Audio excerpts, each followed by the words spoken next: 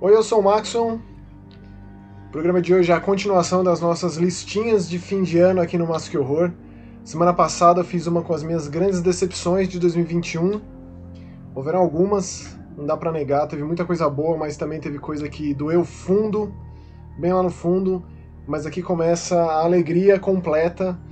Nesse primeiro vídeo, os meus favoritos nos videogames, os meus jogos de terror favoritos de 2021. Teve muita coisa maravilhosa. Diria que pro terror PTBR foi algo sem precedentes. A gente nunca teve tanto jogo de terror lançado em um ano. Não que eu me lembre, me corrijam aí caso eu esteja enganado. A gente teve nada menos que 5 jogos que me vem à memória que eu joguei.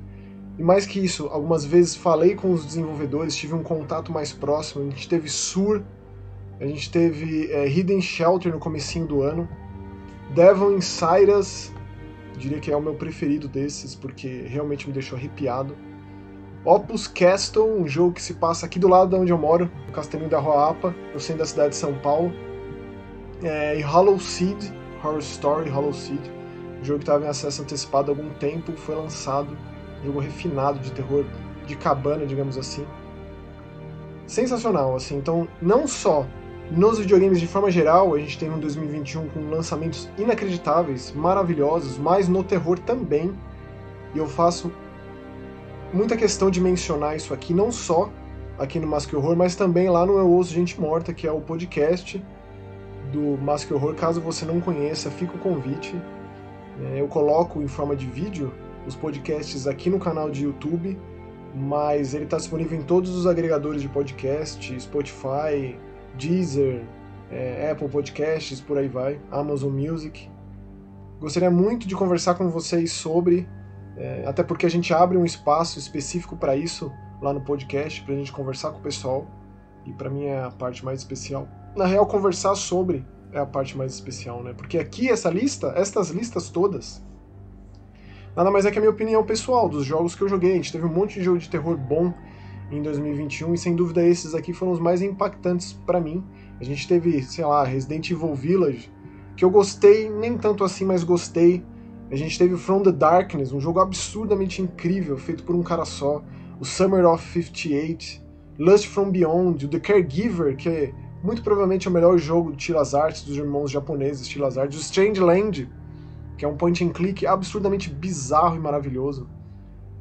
Blood Wash, né, que é o lançamento lá da Torture Star Video, que é a distribuidora da Puppet Combo. Então teve muita coisa boa. Mas 5 dentre todos esses me marcaram mais do que qualquer um. Gostaria de começar com um jogo vindo diretamente da Austrália, de um casal australiano, Paul Anstey e Iris Anstey.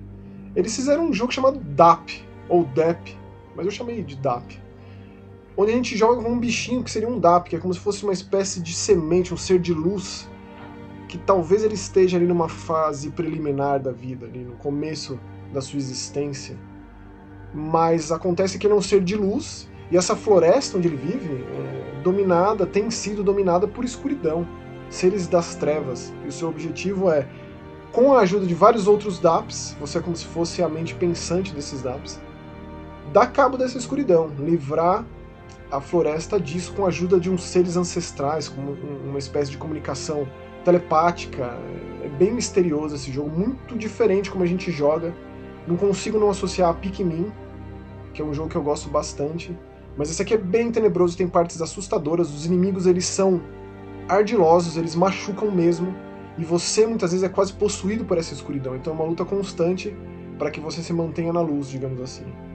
Incrível esse jogo, bem diferente, que é só para mostrar como essa lista é uma lista muito especial comparativamente às listas passadas. Eu não me lembro de ter tido assim tanta diversidade, tipo um jogo australiano, aqui na sequência eu já vou puxar um jogo italiano chamado The Alien Cube, de um único desenvolvedor, Alessandro Guzzo, que eu sou fã desse cara.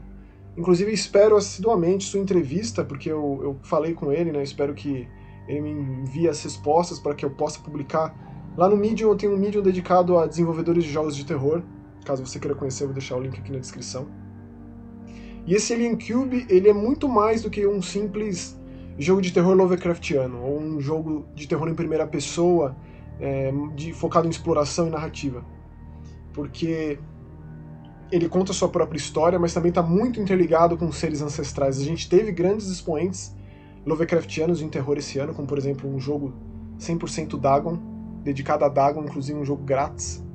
Grande parte desses jogos que eu comento aqui, eles estão disponíveis no PC, no Steam, ou no itch.io, ou nos próprios sites dos desenvolvedores. Alguns chegam aos consoles. Infelizmente não é o caso do Alien Cube, que muito bem poderia, porque altos níveis de produção. Esse jogo é impressionante quando pensado que é feito por uma só pessoa. E na CryEngine, que é uma engine super complexa de ser desenvolvida ali, de ser manuseada, digamos assim. Incrível esse jogo, altamente recomendado. E outra, né, esses jogos são todos jogos bem baratinhos, se você for atrás. Muito abaixo do preço de um AAA blockbuster. Seguindo com um jogo que me acompanhou por muitos meses desse ano, porque é um jogo gigante, um jogo russo, de uma produtora chamada Morteshka, chamado Black Book, e é um jogo de RPG de turno. Tipo, que jogo de RPG de turno é de terror, intrinsecamente ligado a terror? Eu só consigo pensar em Koudelka, em Shadow Hearts, tipo, só. E esse jogo aqui, ele é mais especial ainda porque eu aprendi muito sobre mitologia eslava, do leste europeu, russa, com esse jogo. Ele é riquíssimo nesse aspecto, fora que dá pra você jogar ele em russo. Então ele tem um glossário, no meio dos diálogos ele é 100% dublado, que é muito impressionante, porque é um jogo de dezenas de horas. Eu levei mais de 40 horas para acabar esse jogo. A gente joga com uma jovem chamada Vasilissa, que o marido dela, o noivo, ela tá presa a casar, ele se suicida e ela não entende por que ele se matou. E dentro da mitologia, das crenças desse povoado isolado no mato, onde vive a Vasilissa e o seu vô, se você se mata, você vai pro inferno. Então ela se torna uma bruxa, a gente começa o jogo com essa transformação dela para romper os 7 selos desse próprio Black Book que dá nome ao jogo, né?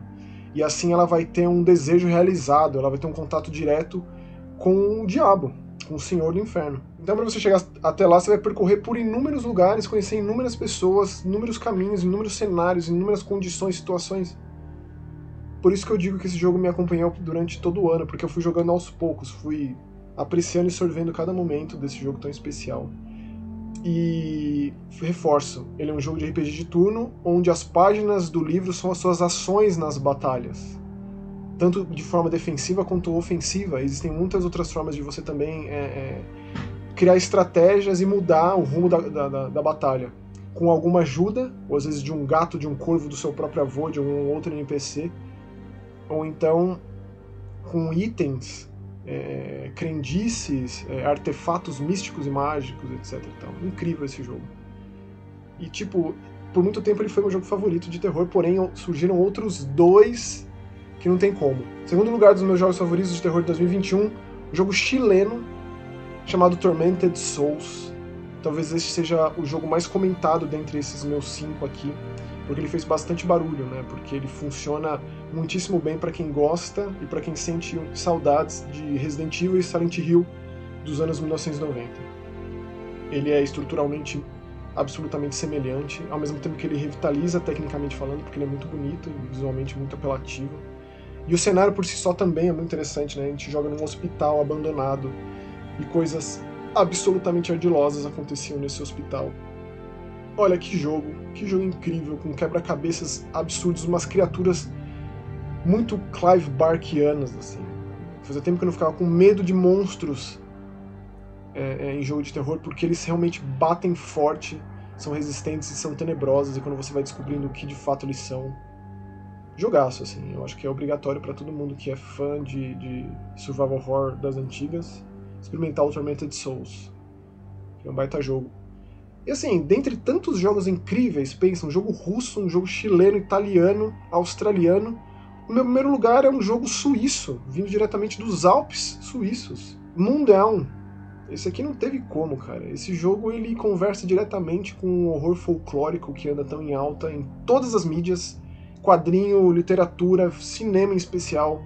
Mas esse aqui ele se passa nos Alpes suíços, o Moondown é uma montanha, a gente joga com esse protagonista voltando para essa aldeiazinha nas montanhas onde ele cresceu por conta do velório de seu avô que faleceu, ele volta para lá. que ele não volta pra lá desde sua infância, assim. Então, como esse jogo também lida com folclore e tudo de muito estranho e absurdamente curioso, incrível que ele apresenta. Fora que, assim, ele é falado em romanche, que é o idioma da Suíça, e ele é todo 100% desenhado à mão. Todas as texturas do jogo são feitas à mão, de forma que ele tem um apelo visual único. Fora que ele é todo em sépia, então ele é todo, assim, a embalagem completa, ele é o todo. Tudo conversa para entregar uma experiência absolutamente sem precedentes, absolutamente única, e que faz com que Mundial seja meu jogo favorito de 2021 de terror. E aí eu quero saber qual o seu, que jogo mais te marcou. Teve algum jogo aqui dessa lista que você gostou, que você não conhecia e ficou interessado? Me conta aí nos comentários, vamos conversar sobre, que é a época do ano para fazer as listinhas, pra gente ir atrás daquilo que passou batido, que a gente não prestou muita atenção, passou desapercebido no radar, porque é tanta coisa, mas estamos aqui para isso, para apontar e para ressaltar e para dar ênfase certa para esses jogos obscuros, esses indies, produções nacionais, para mostrar como tem muita coisa rica, diversa e maravilhosa e plural no terror, seja lá em qual mídia. Então é isso aí, vamos conversar sobre, valeu, tchau!